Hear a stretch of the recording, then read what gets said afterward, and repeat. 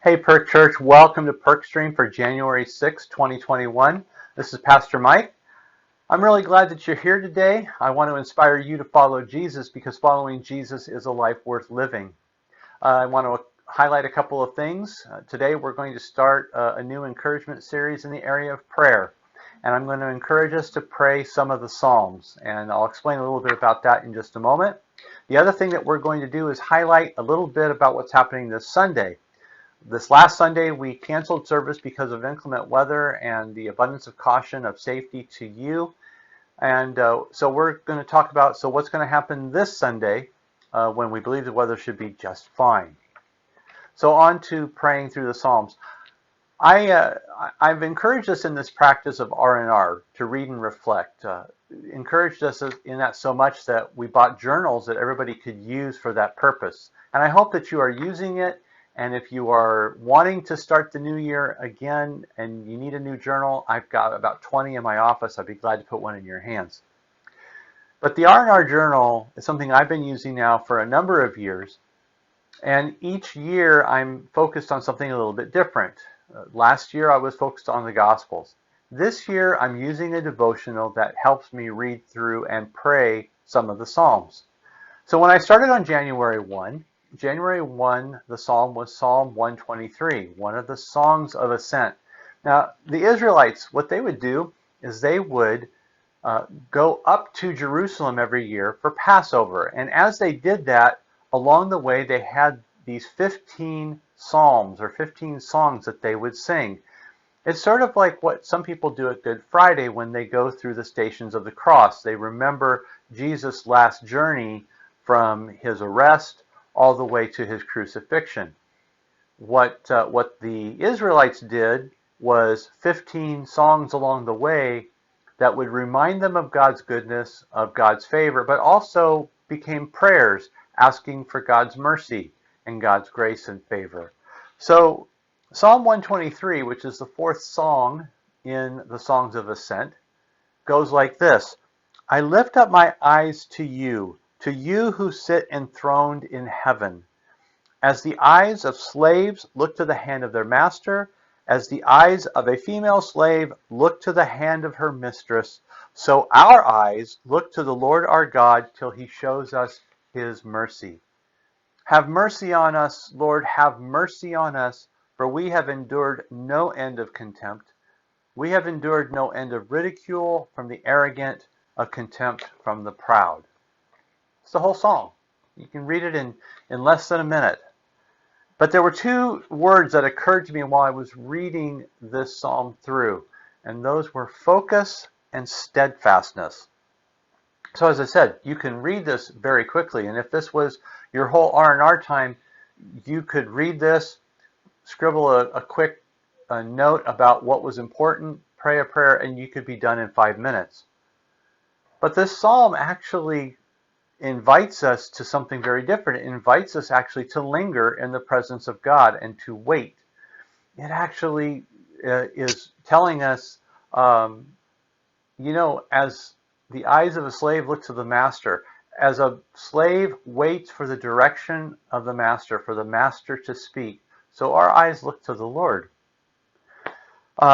He's not glancing at God, the psalmist, the one who's written this. He's not just kind of doing a quick shot over to God saying, we all good, and then moving back into life. Rather, he has stopped and he is waiting for God to say something, for God to give direction, for God to give order. The singer has lifted his eyes to the Lord and then fixed them there, waiting for God to speak. So you can read the psalm quickly, you could read the psalm briefly and go, wow, that's so cool to see how this person is fixing their eyes on God. But in order for us to embrace the psalm, we need to be in a place where we say, oh, wow, that's the kind of focus I would like to have. That's the kind of focus I need. It's not just that we need focus, but we need steadfastness, or maybe we would call it perseverance. It takes a resolve to say, I'm going to lift my eyes to the Lord and wait. And you know what I'm talking about because we don't easily wait for things to happen. We don't easily stop and be still. And though the scripture speaks many places about what it means to be still before the Lord, to wait before the Lord, to stop in the presence of God, it's not something that our current circumstance, our current culture encourages us in. We are encouraged to be busy. We're encouraged to be in motion. And sometimes we're encouraged to make sure that we can do our prayers on the way.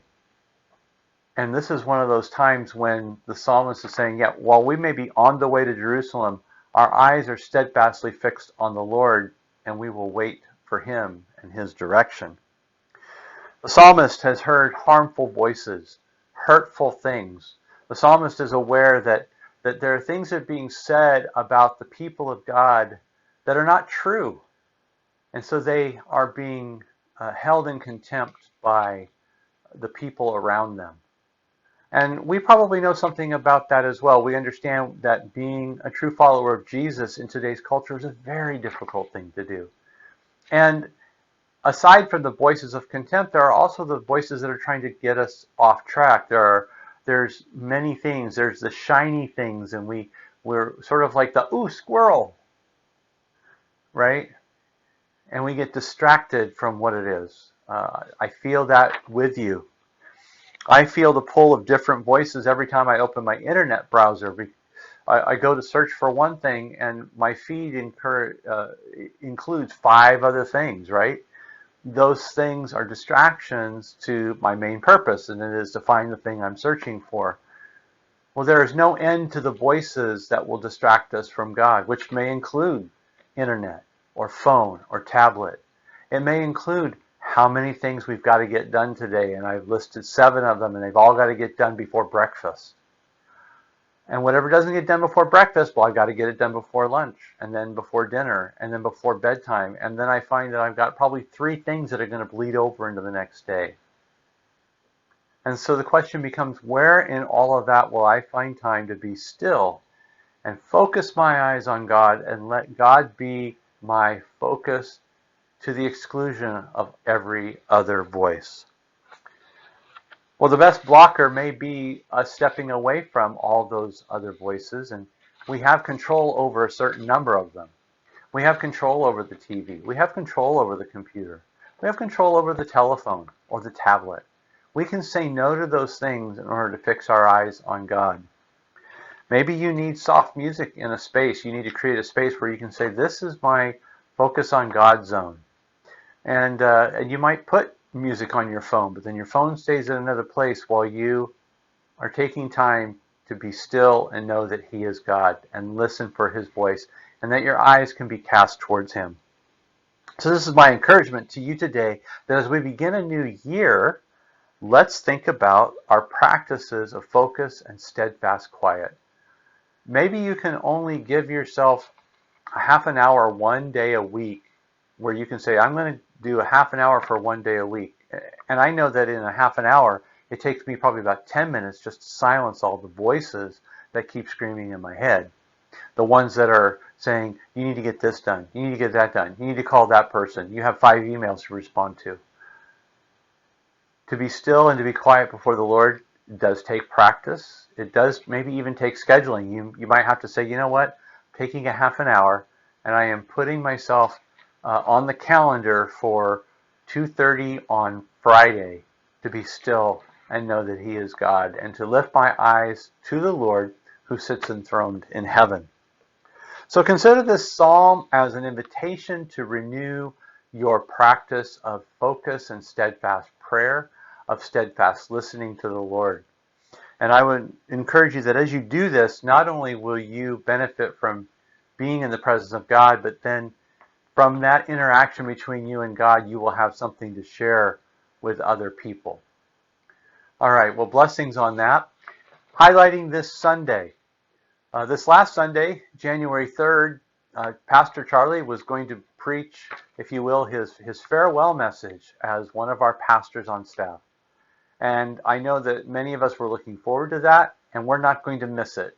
So this Sunday, January 10, Pastor Charlie is going to preach, and he will bring the message that he had planned to bring last week So we are all looking forward to that, and I hope that you can be in attendance whether you're in the building or whether you're watching it not live stream, but recorded later on that Sunday. All right. Thank you to the 100 plus families that participated in our Christmas Eve service. Thank you for making it one of our most watched services on our YouTube channel. And I hope you all enjoyed the cameo appearance by the cat, Aaron Purr. I was recording in such a way that I could see that Aaron was moving in behind me, and I wasn't going to stop. So even though he's petitioning for royalties, he's probably not going to get much. But thank you for being part of that whole experience. The comments that I've received back are very favorable, so I hope it was something that was meaningful to you, and that if for some reason we're still in a situation like this where we're having trouble meeting together, that the virtual experience will still be meaningful. Just a reminder that we are praying before church at 8:45, from 8:45 to 9:15. This is prayer that we do for the service, for some of the needs in the church. It's also prayer that we pray over our church body gathered and scattered. So if you are able to join us at 8:45, we are meeting in the fellowship room off the kitchen. We do ask, as always, that for the time being, masks are required, but we can sit in such a way as to not be right near each other. So I want to encourage us to be part of that time together. Well, folks, may you find the space and the focus to lift your eyes to the Lord, and not in a glance, but in a steadfast gaze. And may you find that as you do that you do sense His mercy, you sense His favor, you sense His presence, and you hear His voice. God bless you. Thanks for tuning into Perkstream.